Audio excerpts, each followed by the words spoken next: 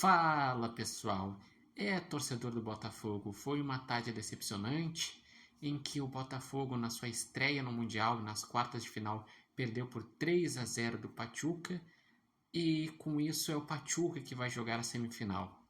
Vai enfrentar o Al-Ahly no sábado às 2 da tarde.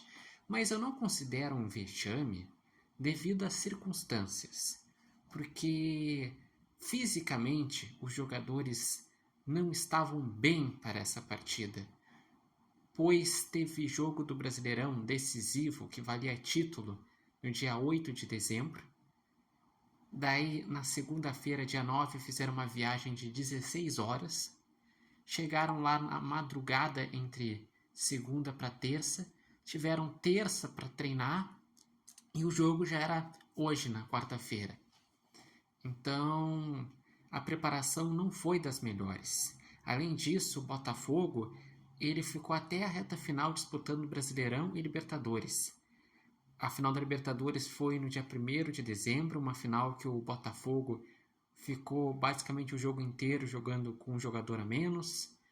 Teve uma sequência de jogos pesados e difíceis, como foi contra o Palmeiras, no Allianz Parque, Atlético Mineiro, a final da Libertadores, teve depois o Inter no Beira-Rio e depois, na última rodada, jogou contra o São Paulo, valendo o título do Brasileirão.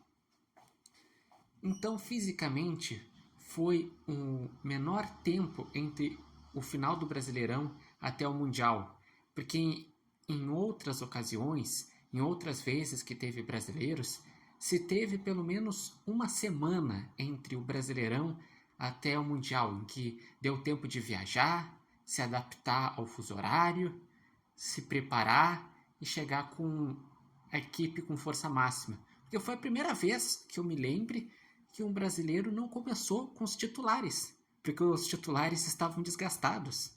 O Botafogo não tinha o Alex Telles, não tinha o Bastos, não tinha Marlon Freitas, não tinha Savarino. Ou seja, complicou bastante na preparação nesse sentido. Mas eu vejo que também foi devido a escolhas do técnico. No momento que o Botafogo já sabia que era campeão antes de começar a última rodada do Brasileirão, poderia ter preservado mais jogadores na última partida. Porque sabia que ia conseguir pelo menos um empate contra o São Paulo, porque o São Paulo não ia querer entregar o título para o Palmeiras. Depois, também era de a CBF ter pensado, a Conmebol ter pensado em deixar um calendário que tivesse um pouco mais de folga entre o final do Campeonato Nacional e o início do Mundial. Daí eu estava também fazendo uma pesquisa e o Botafogo, com esse jogo do Mundial, fez 75 jogos. O Botafogo jogou 38 partidas no Brasileirão, 17 na Libertadores, só aí já dá 55, 4 na Copa do Brasil, só aí já dá 59, 15 no estadual, dá 74, e uma no Mundial de Clubes. Outra coisa, os times entrarem nas quartas de final complicou a logística para os demais continentes. Só o Real Madrid, que por méritos entra na final, porque é o time europeu e por isso se entra na final. Mas se formos pensar que dos 5 participantes, a maioria deles entrava nas quartas de final, ou seja, a maioria precisa fazer 3 jogos nessa campanha, já é um complicador, principalmente para aqueles que já tiveram toda uma temporada vigente.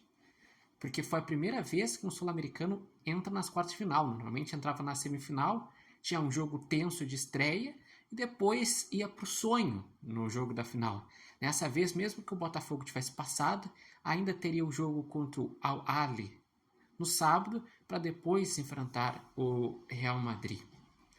E eu também não considero vexame esse jogo, porque o Pachuca também é um bom time. Apesar de estar vivendo um mau momento no campeonato mexicano, foi uma equipe que foi campeã continental, então que teve seus méritos, que tem bons jogadores, tem o Rondon da Venezuela, que já é destaque há bom tempo lá na Venezuela, o Idrissi, que fez o primeiro gol, fez um golaço, passou por um, por dois, mas eu destaco, o Arthur Jorge poderia ter botado mais titulares no início, poderia ter preservado na última rodada do Brasileirão para no segundo tempo poupar jogadores depois de ter conseguido um resultado na primeira etapa. Além disso, o segundo gol teve falha do John. Foi uma bola defensável o gol do Deusa. E o Botafogo se desesperou depois do segundo gol. Foi atacando, atacando, atacando e tomou um terceiro gol num contra-ataque aos 80 minutos. É realmente uma pena. E é uma pena também para o futebol sul-americano, porque mais uma vez o futebol sul-americano não chega à final do Mundial. Vamos levar desde 2010 até 2024, que são 15 edições. Em 2010 teve o Inter, que foi eliminado pelo Mazembe. 2011 o Santos chega na final e perde na final. 2012 o Corinthians chega na final e ganha o Mundial, o último sul-americano a ganhar o Mundial. 2013 o Atlético Mineiro é eliminado na semifinal para o Raja Casablanca. 2014 o São Lourenço chega à final e perde a final. 2015 o River chega à final e perde a final. Em 2016 o Atlético Nacional é eliminado pelo Gamba Osaka na semifinal. Em 2017 o Grêmio chega na final e perde a final. 2018 o River Plate perdeu para um time dos Emirados Árabes, agora não me lembro exatamente qual time. Em 2019, o Flamengo chega à final e perde a final.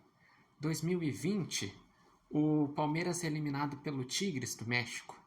2021, o Palmeiras chega à final e perde a final. 2022, o Flamengo ele é eliminado para o time que é aquele time que é bem forte lá dos Emirados Árabes e que joga atualmente o Neymar. Daí em 2023 o Fluminense chega à final e perde a final. E nessa vez teve o Botafogo que entrou nas quartas de final e foi eliminado. Ou seja, ao todo foi eliminado o Inter, Atlético Mineiro, Atlético Nacional, River Plate, Flamengo, Palmeiras e Botafogo. Em 15 edições, 7 eliminados. Isso mostra que o futebol sul-americano não é mais predominante como já foi. Atualmente, ele faz enfrentamento contra os outros continentes e ora passa, ora é eliminado. Mas eu gostaria de saber de vocês, o que acharam dessa partida? Vocês acreditam que realmente foi o físico o principal fator de o Botafogo não ter passado? Ou se foi algum erro da escalação do Arthur Jorge? Deixe aqui nos comentários sobre os destaques da partida. Vocês acreditam que Pachuca ou Al-Ahly pode fazer alguma frente contra o Real Madrid numa final? Ou como que vai ser o confronto da semifinal? Deixem aqui nos comentários. Lembrando que esse vídeo tem oferecimento de nova marca e barbearia Independência e vocês podem acompanhar o Repórter Matheus Wolff no TikTok, no Instagram e no canal do YouTube Repórter Matheus Wolff. Mas, de novo, digo, não foi vexame, mas foi decepção, porque o torcedor botafoguense sabia que com esse time que fez história, que fez a melhor temporada da história do clube, ganhando Brasileirão e Libertadores, poderia sim chegar à final e fazer um bom enfrentamento contra o Real Madrid. Mas infelizmente acabou sendo eliminado mais cedo.